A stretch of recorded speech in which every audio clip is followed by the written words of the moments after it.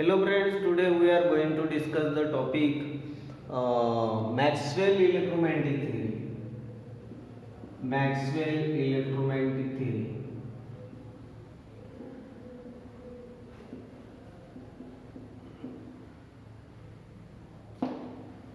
Maxwell electromagnetic theory में क्या है? तो Maxwell postulated the existence of electromagnetic waves, बराबर है। उसने एग्जिस्टेंस बताया किसका? इलेक्ट्रोमैग्नेटिक वेव्स का।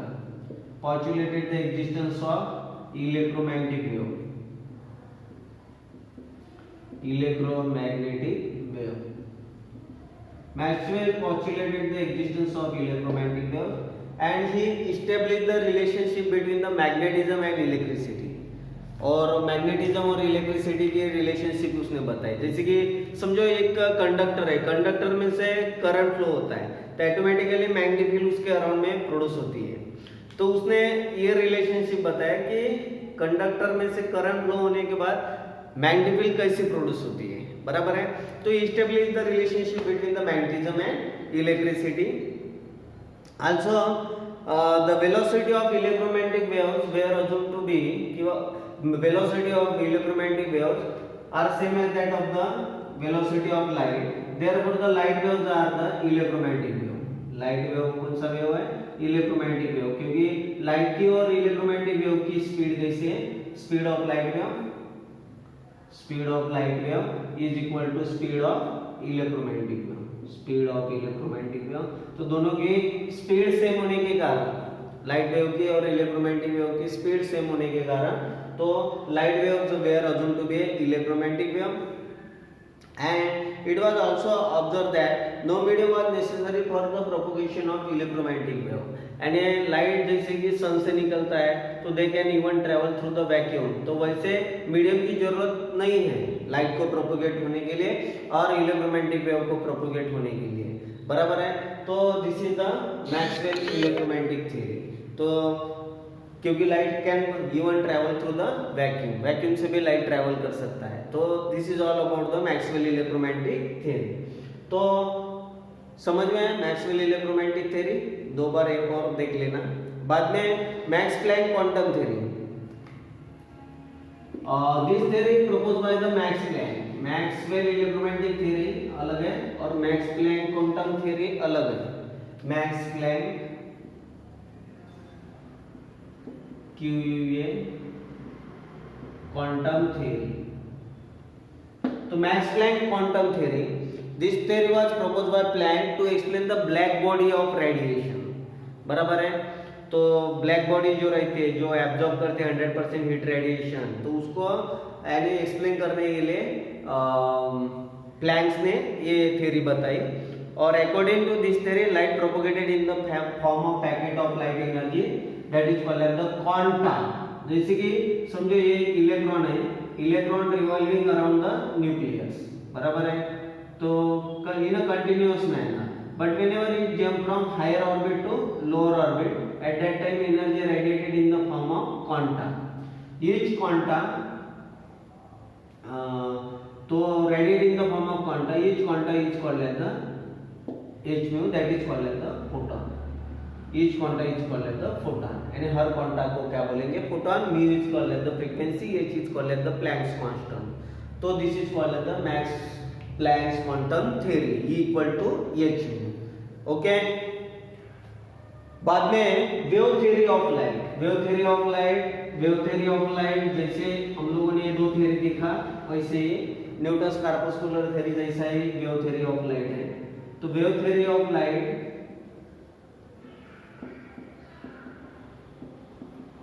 क्या है? Wave theory of light in 1678 Christian Huygens ने propose a new theory of light that is called as the wave theory of light. Later on it was developed by the scientist Young and Fresnel. तो क्या था ये theory में?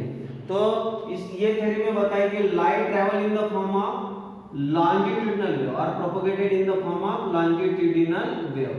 But सबको पता है light longitudinal wave नहीं है। लाइट कौन सा वेव है?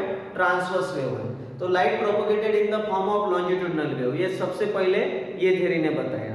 ओके, बाद में ये travel with uniform velocity in homogeneous medium, कैसे ट्रैवल करता है, यूनिफॉर्म वेलोसिटी यानी कांस्टेंट वेलोसिटी। जैसे एयर मीडियम में तो लाइट की स्पीड सेम होगी, और डेंजर मीडियम में तो जैसे डेंजर मीडियम में एक बार स्पीड है वैसी रहेगी, कम ज्यादा हो सकती है, ठीक है। यानी एक ही मीडियम में सेम स्पीड रहेगी, एक मीडियम से दूसरे मीडियम में जाएगा तो उसकी स्पीड कम ज्यादा हो सकती है। तो होमोजेनियस मीडियम में स्पीड क्या रहेगी, लाइट की सेम रहेगी। तो ये इसने बताया। दूसरा point, different colour of light are due to different wavelength. Newton ने क्या बताया, different size of corpuscle, but इसने क्या बताया, different colour of light are due to different wavelength. बराबर है, अलग अलग कलर लाइट के अलग अलग वेवलेंथ के कारण प्रोड्यूस होते हैं different wavelength. Different colour of light are due to different wavelength. This is the second point. Third point, when the light enter our eye we get the sensation according to Newton's। बराबर है, but इसमें एक concept बताया कि light कौन सा wave है, longitudinal wave. तो लॉन्जिट्यूडिनल वेव को प्रोपोगेट होने के लिए मटेरियल मीडियम की जरूरत है।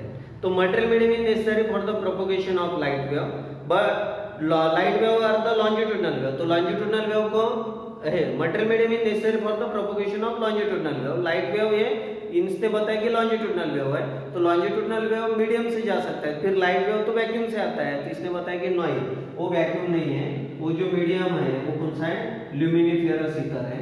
ल्यूमिनिफेरस ईथर यानी वैक्यूम ना होके वो एक प्रकार का मीडियम है, ऐसे उसने बताया। बराबर है, hypothetical medium that is called as the luminiferous ether and which is supposed to be pervaded in a space. यानी पूरे स्पेस में वो यानी फैला हुआ है, और it attributed the property like zero density and perfect transparency. तो ये सब इसने बताया। किसने, पहला पॉइंट क्या बताया, लाइट लॉन्जिट्यूडिनल वेव है, एक्चुअली वो नहीं है, ट्रांसवर्स वेव है, और अलग अलग कलर अलग अलग वेवलेंथ के कारण होते हैं। बराबर है, लाइट हमारे आंख पे गिरा तो हमें सेंसेशन होता है। बाद में बताया कि for the propagation of longitudinal wave material medium is necessary.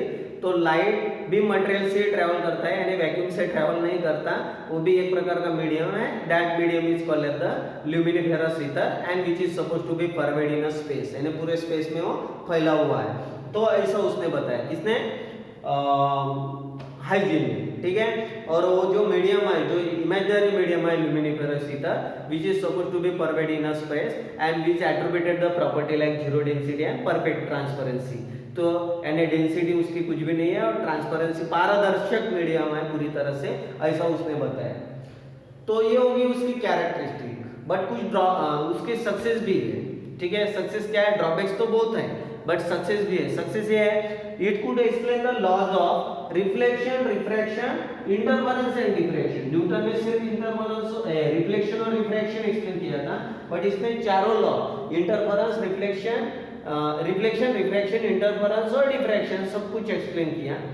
और एक बात इसने बताया कि speed of light in rare medium, speed of light in rare medium की स्पीड ग्रेटर है डेंजर मीडियम की स्पीड से। बराबर है, तो ये बराबर बताया उसने। तो ये दो उसके बराबर पॉइंट थे, ओके, किसके, हाइजीन के।